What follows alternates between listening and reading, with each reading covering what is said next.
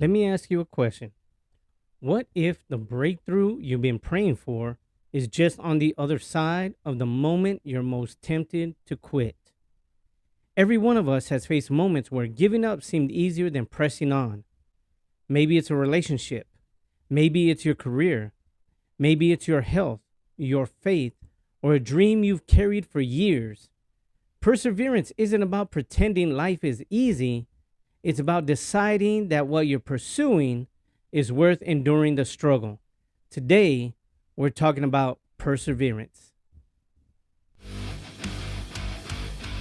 In a world filled with noise, spin, and half-truths, one thing still matters: veracity. Welcome to the Brazen Veracity Podcast, where bold conversations meet uncompromising truth. I'm Cisco Valenzuela, veteran, speaker, and your host. Together, we'll tackle faith, leadership, resilience, purpose, and the real-life challenges that shape who we become. No filters, no excuses, just honest conversations that inspire action. This is Brazen Veracity. Let's get after it. Thank you once again for joining me on the Brazen Veracity Podcast. I'm Cisco Valenzuela, and I want to jump right into it. So what we're talking about today is perseverance. So what is perseverance, right? Perseverance is the determination to continue moving forward despite obstacles, setbacks, failures, and disappointments. It isn't stubbornness. It isn't ignoring reality. It's making the choice that your circumstances won't dictate your commitment. Anyone can keep going when everything is going well. See, character is revealed when life gets difficult. And you got to know, if you don't know already, you know how Biggie once said, if you don't know, now you know. But we know that life will test you. No matter what your plan is, no matter how perfect you try to lay it out, life will test you. See, there's a misconception that if you're on the right path, everything should come easily. That just simply is not true. Every worthwhile pursuit comes with resistance. That there's something that's pushing against you. There's something that's trying to prevent you to becoming who God created you to be. And it takes strength, it takes perseverance to accomplish the good things in life. For example, building a strong marriage takes perseverance. Raising children takes perseverance. Building a business takes perseverance. Becoming physically healthy takes perseverance. Growing spiritually takes perseverance. See, we got to understand that difficulty isn't a sign that you're doing something wrong. Sometimes it's just the evidence that you're doing something worth fighting for. There's going to be something to get you. As the old saying goes, if it was easy, everybody would do it. But the ones who succeed are the ones that don't quit when it gets hard, right? You know it's something that you desired. You know it's your dream. It's something that you want to accomplish, but it's just not going to come easy. If we want success in life, if we want our life to be changed, to be different, we got to expect difficulties and hardships to come. But in that, you got to understand that failure is not the end. Many people quit because they mistake failure for finality. Like that's it. Like that's the end. That you failed once and then the whole show is over. Game's over, is done. And that's just not the case. We got to understand that failure is an event. It's not your identity. Thomas Edison reportedly tested thousands of materials before developing a practical light bulb. He didn't just see those attempts as failures. He saw them as discovering one more way that didn't work. Now imagine if he had stopped after attempt number 50 or 500. And then now you got to think, how many dreams die simply because somebody quit one step too soon? Just one more step, just one more push, just one more attempt, just one more try, and you might have it. and you just can't quit too soon. I remember when I was in the Marine Corps, and I was in boot camp, and in the second phase, they took us out to Camp Pendleton to go train, to do our field training, right? This is where we learn how to fire our rifle. This is where we learn to go out to the field and to pack your ruck and to march and to walk, and they call it humping. You know, you're going on a long hump. And I've never walked like that in my life. I'm a city boy. I grew up on the south side of Tucson, you know, so I never did anything like that before in my life. And there was times that we were, you know, just learning, and my feet were hurting, my knees were hurting, my shins were hurting, my back was hurting, because I've never done anything like that before in my life. And there was times that I was winded, and I remember, you know, being on the beach and wanting to stop because we were walking on the beach, and you think a walk on the beach is something nice, but not when you're carrying, you know, 30, 40, 50 pounds of gear on your back and in boots and a helmet, carrying a rifle. Yeah, that's not quite so fun anymore, right? It's not a vacation. And I remember saying to myself, when I get to that rock up ahead, I'm going to quit. When I get up to that tree up ahead, I'm going to stop. Why? Because I didn't see myself enduring, right? But there was something within me that when I got to that rock, when I got to that tree, when I got to whatever point that I determined up ahead that was going to be my stopping point, I couldn't find it within myself to quit. Something within me pushed me to keep going. Little did I know that I was already demonstrating perseverance. 19 years old. No, actually at that time I was still 18 years old. And you know, giving it more than what I thought I could give. So this is one of the keys, right? Your why must be bigger than your pain.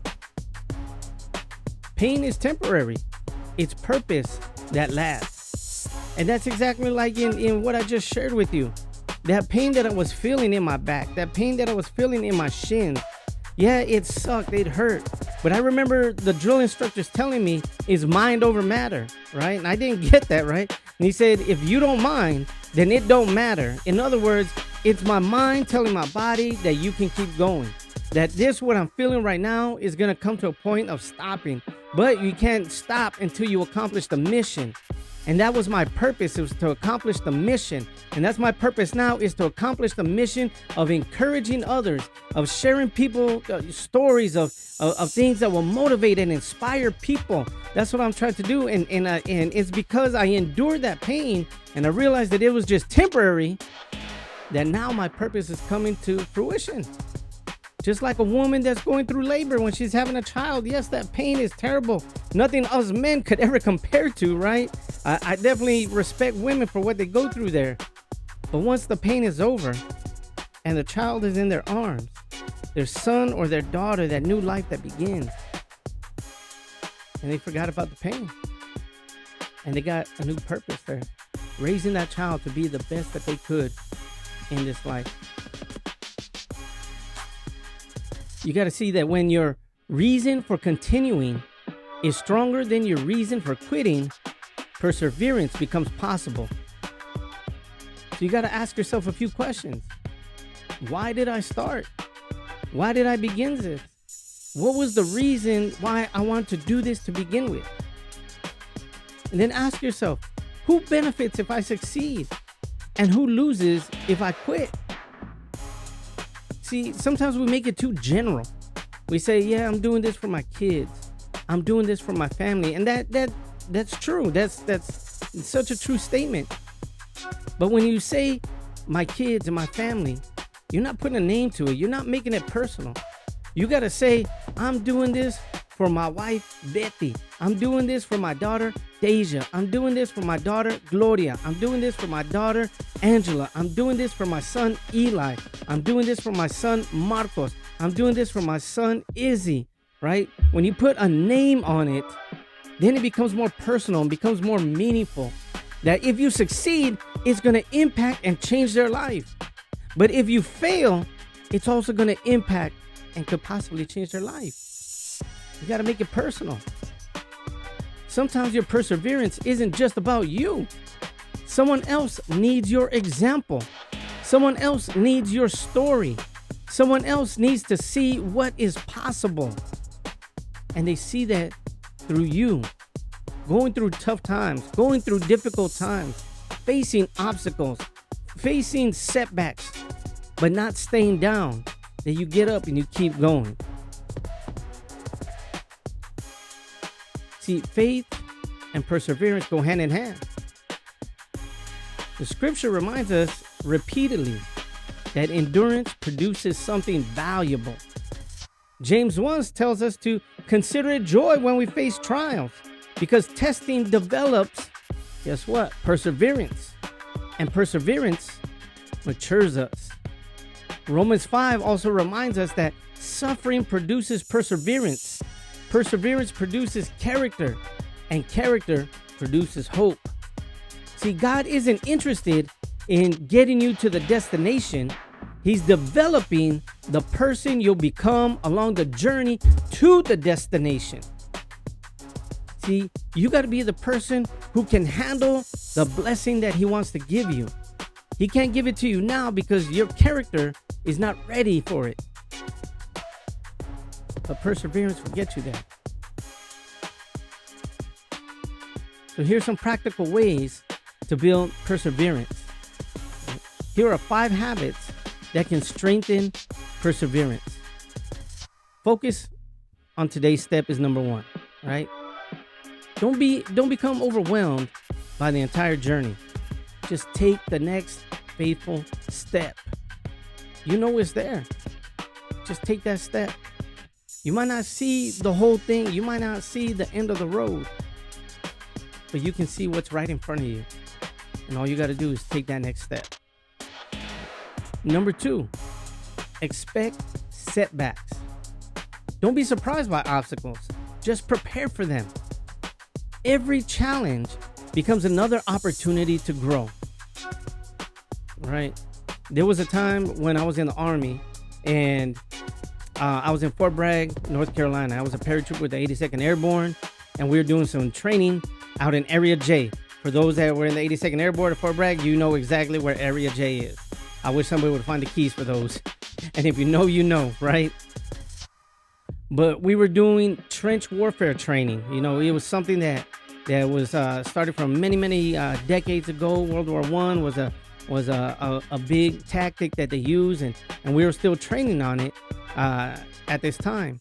And before you get to the trench, there's this great obstacle, and it's this big razor wire. It's a big old like yards and yards and yards of razor wire that you know is an obstacle before you get to the trench. And my job was before we got there that we were gonna set you know quite a distance back, and the engineers were gonna come and lay some explosives on the concertina wire, on that razor wire, and it was gonna blow up.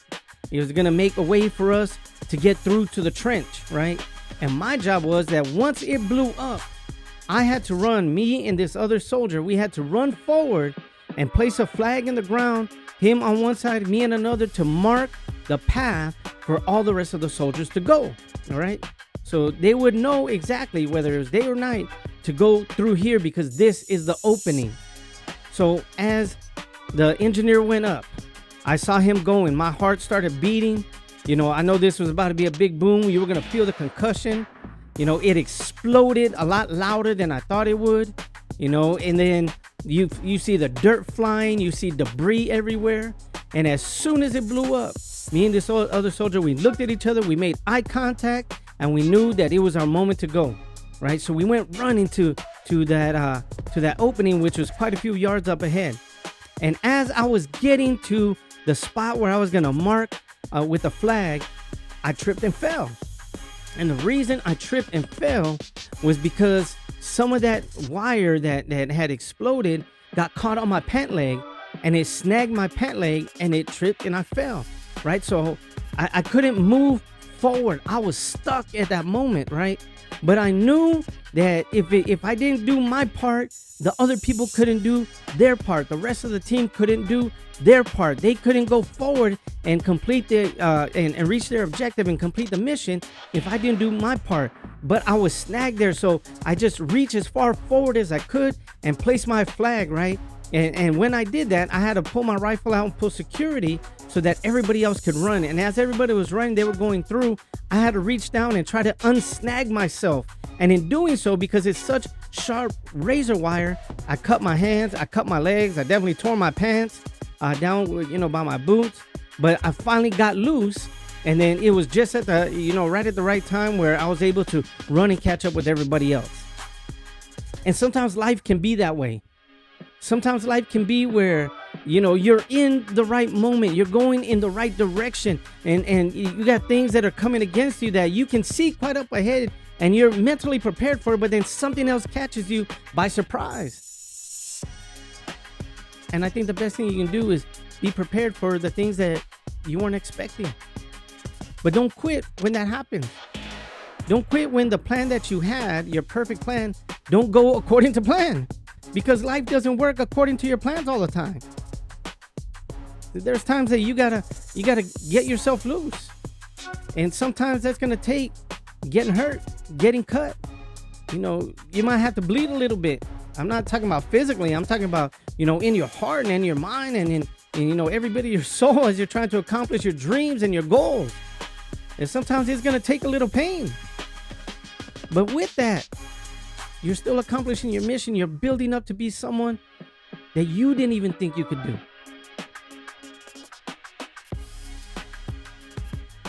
Number 3 in this, control what you can control. You can't control other people. You can't control the economy. You can't control every circumstance. But you can control your attitude, your effort, and your response. And that's what usually makes the difference. How you respond when things come against you. How you respond when things don't go your way. How you respond when the unexpected happens. Now, if you just are one of those that when you get laid out and then you just take yourself out, you're hindering yourself from becoming who God created you to be and to achieve the success and the goals and the dreams that you desire. But if you take these setbacks as learning moments, then it becomes stronger. You become better. You become better equipped. And it becomes someone where your character is built. Number 4, surround yourself with encouragers. The people around you influence how long you'll stay in the fight. There's people that love you and care for you. And they care for you so much that they don't want to see you get hurt. So a lot of times that they'll tell you, don't do it. Why are you doing that? It's not going to work out, right? You'll never accomplish that. And because they just don't have the vision that you have, and they don't want to see you get hurt, that they rather you be held back than to take the risk of success. But then you also have people that will challenge you to become better. And those are the ones that you got to choose to be around you. Choose those that are going to help build you up. People that are going to tell you, keep going. You got to get those that say, you can do it. I know your potential. I know what you're capable of, and you can do it. So you got to have those people that challenge you to become better and not people who give you permission to quit. And number 5, you got to celebrate progress. A win is a win, right? Not every victory is dramatic. Sometimes success is simply refusing to give up today. If you didn't quit today, that was a win. If you didn't fall into your emotions today, that was a win. If you accomplished one more thing, if you learned something new, that's a win, and that's worth celebrating.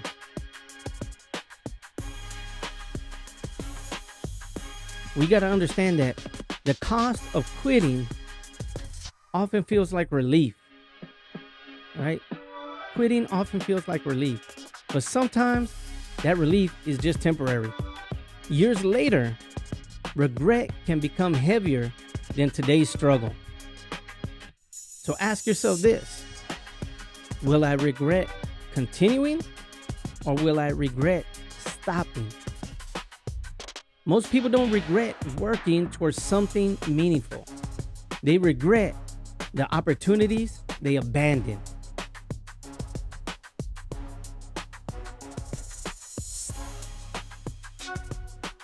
And you got to understand the power of one more step. You don't need to see the entire staircase. You only need enough light for the next step.